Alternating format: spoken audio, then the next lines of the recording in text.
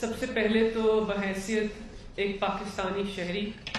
ایک محب وطن پاکستانی اور ایک شہید کی بھتیجی، فلائٹ لیفٹیننٹ علی عادل بخاری کی بھتیجی کی حیثیت میں 9 مئی کے جو غیر آئینی، غیر قانونی اقدامات تھے، جس طرح ریاست کے اداروں کے اوپر، فوجی تنصیبات کے اوپر